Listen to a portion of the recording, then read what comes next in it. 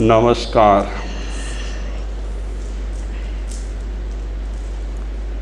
જગતના તમામ જીવોને સુખી થવું છે, કોઈને પણ દુઃખી નથી થવું. સુખી થવાની મોટી શરત સારા હોવું. સુખી થવું હોય તો આ મોટી શરત રહેલી છે, મારા માટે, તમારા માટે, આપણા સૌના માટે, સારા થવું. જ્યાં સુધી માણસ સારો ન થાય ત્યાં સુધી સુખી ન થાય. કપડાથી નહીં, કપડાથી તો બધા લગભગ સારા છે. દુકાનમાં પહેલાં હોય ને સ્ટેચ્યુ, એમને પણ નવા નવા કપડાં પહેરાવતા હોય. કપડાં પહેરાવવાથી કોઈ સારા ન થાય. પણ સુખી થવા માટે શરત મોટામાં મોટી એક રહેલી છે, સારા થવું. ઘણા લોકો આ દુનિયામાં એવા રહેલા છે કે પોતાની જાતને સુખી નથી માનતા.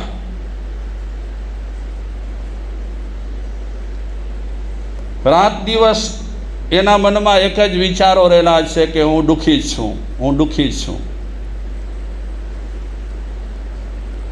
અને એવા લોકો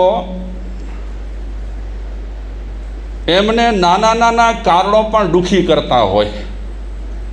નાના કારણો હોય જેને આપણે તુચ્છ કારણ કહીએ, એની નોંધ વધારે લેવાની ન હોય. તે છતાં પણ માણસ નાના નાના દુઃખી થવાના જે કારણો રહેલા છે એની નોંધ લેતો હોય અને પછી એ મગજમાં ફેરવતો રહેતો હોય. ઘણા લોકો નાના નાના કારણો શોધી લે અને એ નાના નાના કારણો શોધી કરી અને દુઃખી થતા રહે. શોધી લે નાના કારણો, આજે આ બની ગયું, ફલાણું બની ગયું, ઢીકણું બની ગયું, મારી તો ચોકડી હવે. એ નહીં, એ એકની એક વાત માણસ રગડોળ્યા કરે અને એ નાની નાની વાતોને રગડોળી કરી અને દુઃખી થતો રહે. એક ભાઈ હતા, એને એની જિંદગીમાં કોઈ કે છેતર્યા, તો એ છેતરવાનો પ્રસંગ રોજે રોજ યાદ કરે. એનો એક મિત્ર રહેલો હતો, એ મિત્રની પાસે આ છેતરવાનો પ્રસંગ રોજ યાદ કરે. મિત્ર વિચારે છે આ તો મગજ ફેરવે છે મારો. જે પ્રસંગ બની ગયો છે અને છેતરાઈ ગયો છે એને વર્ષ, 2 વર્ષ, 5 વર્ષ, 15 વર્ષ નીકળી ગયા છે. હવે એકની એક વાત મમરાવ્યા કરે છે કે હું છેતરાઈ ગયો અને ફલાણાએ મને છેતર્યો. કંટાળી ગયો એનો મિત્ર. ભેગો થાય એટલે પેલી છેતરવાની વાત કરે કે મને ફલાણો માણસ એવો મળી ગયો માથાનો, મને છેતરી ગયો. સામેવાળો મિત્ર વિચારે છે કે આ રોજની રોજ રામાયણ આજ સાંભળવી કે મને છેતરી ગયો. કંટાળી ગયો બહુ. ઘણી વખત કોકને કારણે આપણને કંટાળો આવે અને ક્યારેક કહેવું પડે કે ભાઈ હવે ચૂપ બેસ ને. એકની એક વાત ક્યાં મમરાવ્યા કરે છે? જે થયું છે થયું છે. અમેરિકામાં પ્રધાનમંડળમાં પણ એક એવો માણસ હતો વર્ષો પહેલાં. એને પૂછવામાં આવે કેમ છો, તો એ ચાલુ કરી દે પોતાની રામાયણ. શરીરમાં આમ થાય છે ને આંખો ફરે છે ને માથું ફરે છે ને કાનમાં અવાજ થાય છે ને પેટમાં આ થાય છે. એ 15 મિનિટ સુધી આ વર્ણન કરે. એટલે એ મંડળવાળાએ લોકોએ નક્કી કર્યું કે આ પ્રધાનને કાંઈ પૂછવું જ નહીં, કારણ કે પૂછીએ તો 5-10 મિનિટ એની રામાયણમાં કાઢે. એક દિવસે પ્રેસિડન્ટ ભૂલચૂકમાં પૂછી લીધું કેમ છો, ક્યાં? અને એણે ચાલુ કરી દીધું કે મને આમ થાય છે ને મને તેમ થાય છે ને મને ફલાણું થાય છે ને મને ઢીકણું થાય છે. કંટાળી ગયા. અમેરિકાના પ્રેસિડન્ટ એ પ્રધાનને કહે છે ભલા માણસ, 5-5, 10 મિનિટ સુધી તારી આ રામાયણ માંડીને બેઠો છે, યાદ રાખજે તારી તકલીફો કોઈ સાંભળવા તૈયાર નથી.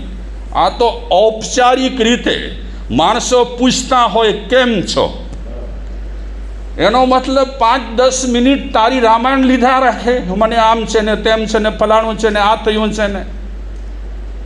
એ પ્રેસિડેન્ટે તે દિવસે નક્કી કર્યું, બાધા લઈ લીધી કે આને પૂછવું નહીં ક્યારે કેમ છો. એ પોતે મગજ ફરેલો છે, બીજાનો મગજ ફરાવે છે.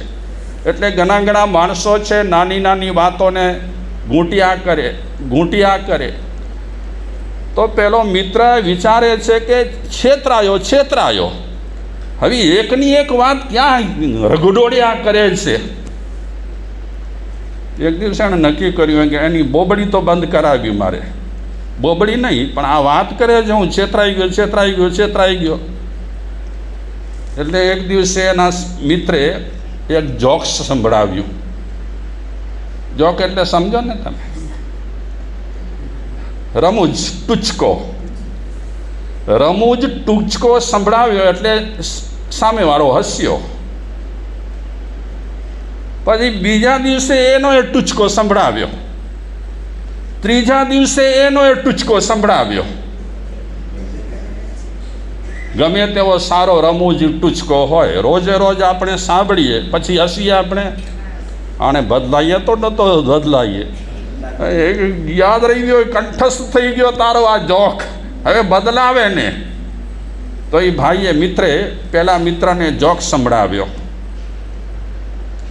એક દિવસે, બીજા દિવસે, ત્રીજા દિવસે, ચોથા દિવસે પહેલાં શરૂમાં હસ્યો 1-2 વખત, પછી હસવાનું એણે બંધ કરી નાખ્યું સામેવાળાએ. પછી એકનો એક જ્યારે આ રમૂજ ટૂચકો સંભળાવા લાગ્યો ત્યારે આ પેલા મિત્રે કીધું કે હવે એકનો એક તારો ટૂચકો સાંભળીને હું કંટાળી ગયો છું, બંધ કર તું હવે આ. તો પેલો મિત્ર કહે છે તું વર્ષો પહેલાં છેતરાયો હોઈશ કે મહિનાઓ પહેલાં છેતરાયો હોઈશ, એક પ્રસંગ બની ગયો, જીવનમાં બની ગયો. હવે એકની એક વાત મને તે 17 વખત કીધી કે હું છેતરાઈ ગયો. તો મને કંટાળો નહીં આવતો હોય, તને કંટાળો આવ્યો મારો જોક સાંભળીને? એટલે ઘણા લોકો છે આવી નાની વાતોને કારણે શું થતા હોય, બહુ દુઃખી થતા હોય. કોણે દુઃખી કર્યા એમને? પેલા મિત્રે તો કહી દીધું કે આ તારી વાત સાંભળીને તું તો દુઃખી થાય છે, મને દુઃખી કરે છે. હવે બદલાવ, વિષય બદલાવ. હવે હું પણ એકનો એક વિષય લઈ લઉં તમારી પાસે, કર્મ વિશે. તમે બોલો નહીં, તમે તો બહુ ભક્તિવાળા છો, પણ મનમાં વિચારો કે આ મારા સાહેબ આ પૂછડો છોડે તો સારું કર્મનો. એટલે ચેન્જ કરવો પડે ક્યારેક વિષય. તો આપણે આગળ વાત કરીએ. વૈજ્ઞાનિકો એક વાત સાબિત કરી કે જે અપ્રમાણિક હોય, જે સ્વાર્થી હોય, જે અધીરો હોય, જે ગુસ્સાવાળો હોય, એને કુદરત ક્યારે પણ સાથ દેતી નથી. સમજવા જેવી વાત છે. આ વૈજ્ઞાનિકોનું સંશોધન છે અને સાબિતી સાથેનું સંશોધન છે. જે વ્યક્તિ ઈમાનદાર નથી, બેઈમાની કરે છે, જે વ્યક્તિ નર્યો સ્વાર્થી રહેલો છે, વાતે સ્વાર્થી, જે વ્યક્તિ અધીરો છે, વાતે શું થઈ જાય? અધીરતા આવી જાય. અને જે વ્યક્તિ હંમેશા ગુસ્સો કરતો રહે એ વ્યક્તિ, એને ક્યારે પણ કુદરત સાથ દેતી નથી. કુદરત આવા લોકોને ક્યારે પણ બચાવતી નથી. કેવા લોકોને? કે જે બેઈમાની કરતા હોય, સ્વાર્થી હોય, ધીરજ વગરના હોય અને ગુસ્સાવાળા હોય, ગુસ્સેલ. આ વાત નેચર નામના મેગેઝિનમાં વૈજ્ઞાનિકોએ ઉલ્લેખ કરીને કીધું આ વાતનો. માણસ જ નહીં, જીવોને, જે સારા છે તેને કુદરત મદદે આવે છે, માણસ જ નહીં. પણ આ સૃષ્ટિ પર 84 લક્ષ જીવાયોની છે, માણસ સહિત. જો એ વ્યક્તિ સારા હોય તો કુદરત એમને સાથ આપે છે, મદદે આવે કુદરત. તમે માનો કે ન માનો આમાં?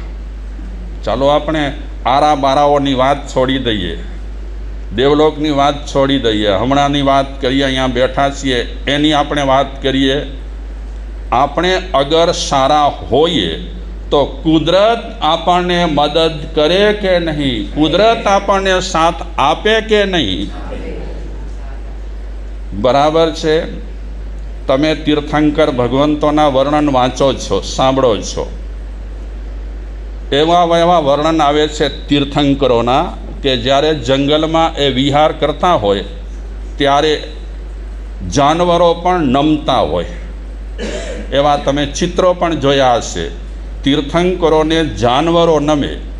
ઉલ્લેખ ત્યાં સુધીનો રહેલો છે કે તીર્થંકરો જ્યારે જંગલમાંથી પસાર થતા હોય ત્યારે જે ઝાડ હોય એની ડાળીઓ પણ ઝૂકે. કેમ ઝૂકે?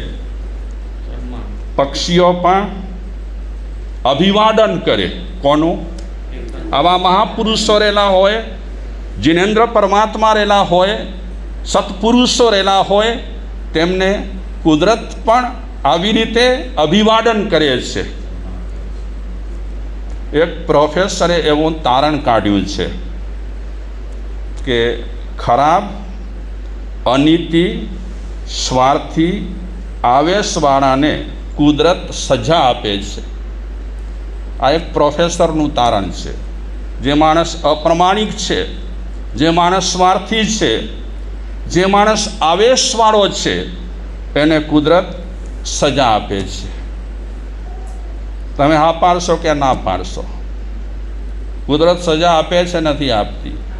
બેઈમાની લોકો રહેલા હોય, અનીતિ કરતા હોય, સ્વાર્થી રહેલા હોય અને ગુસ્સેલ રહેલા હોય, ખરાબ સ્વભાવના રહેલા હોય, એને કુદરત સજા આપે છે. પણ આપણે જોઈએ છીએ ઘણા લોકો છે ને બેઈમાની કરે છે, ડગલે ને પગલે. આપણને આમ સીધે સીધી દેખાય એમની બેઈમાની, એમનું સીધે સીધું સ્વાર્થ દેખાય. એ ગુસ્સેલ રહેલા છે, આપણે સીધે સીધી રીતે જોઈ શકીએ, છતાં પણ એ લોકો ઘી કેળા કરતા હોય. તો આમ શા માટે શાંતિલાલભાઈ કે બેઈમાની કરે છે? આપણે એક વખત નહીં 10 વખત એ લોકોને જોયા છે બેઈમાની કરતા કરતા. સ્વાર્થમાં ડગલે ને પગલે રાચ્યા છે, આપણને અનુભવો થયા છે. તે છતાં પણ એમના ઘરમાં ઘી કેળા કેમ?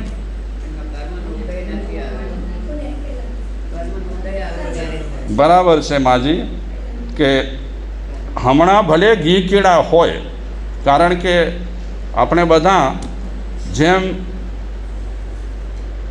ગયા જન્મોમાં પુણ્ય કર્યા છે તેમ પાપ કર્યા છે, પાપ કર્યા છે તેમ પુણ્ય પણ કર્યા છે. હવે કયો પુણ્ય ક્યારે ઉદયમાં આવ્યા ને કયો પાપ ક્યારે ઉદયમાં આવ્યા કોઈ નિશ્ચિત નથી. શાયદ એ માણસ અત્યારે અનીતિ કરે છે, સ્વાર્થી છે, વાતે વાતે વગર કારણે ગુસ્સો કરે છે, એ માણસ સુખી છે, ઘી કેળા કરે છે, લીલા લહેર છે. એનું કારણ આપે જે રીતે કીધું તે. પણ આખરી અંજામ શું હોય? આખરી અંજામ સરવાળે હેરાન, પરેશાન. એ નિયમ છે. કારણ કે ભગવાન તો જુએ છે, નથી જોતા. જૈન દર્શન તો ના પાડે છે, ભગવાન કાંઈ જોતા નથી.